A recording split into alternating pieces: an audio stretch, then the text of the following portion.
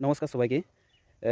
এক এই ভিডিওতে কথা বলবো যে এইচডিএফসি ব্যাংকের যে এভারেজ যে মেনটেন্যান্স ব্যালেন্স যে চার্জটা ব্যাংক থেকে যেটা মাইনাস করে দেয়, নেগেটিভ ব্যালেন্স করে দেয়।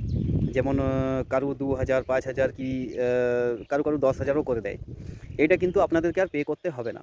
এইটা যদি আপনারা ব্রাঞ্চে গিয়ে কথা বলেন যে ম্যানেজারের সাথে বা ব্যাংকের ব্যাংক কর্তৃপক্ষ যারা থাকবে তাদের সাথে যদি কথা বলেন যে এরকম আমার মেনটেন্যান্স চার্জটা রিমুভ করে দিন, ওনারা কিন্তু রিমুভ করতে বাধ্য। কারণ আরবিআইয়ের রুলস অনুযায়ী কোনো ব্যাংক কিন্তু কোনো অ্যাকাউন্ট থেকে নেগেটিভ ব্যালেন্স মানে মাইনাস করতে পারে না। হয়তো অ্যাকাউন্টে টাকা থাকলে সেই টাকা কেটে নিতে পারে, কিন্তু মাইনাস করতে পারে না। তাই এই মাইনাস যদি কারো হয়েও যায়, মানে নেগেটিভ ব্যালেন্স যদি কারো হয়েও যায়, সেটা কিন্তু আপনাদেরকে আর পে করতে হবে না। তাই ব্যাংকে গিয়ে কথা বলুন, আর ব্যাংকে গিয়ে ম্যানেজারের সাথে কথা বলে ওটাকে রিমুভ করার। তাহলে কিন্তু আপনাদেরকে আর নন মেনটেন্যান্স ব্যালেন্সের যে চার্জটা, এভারেজ ব্যালেন্সের যে চার্জটা, ওটা কিন্তু আর দিতে হবে না।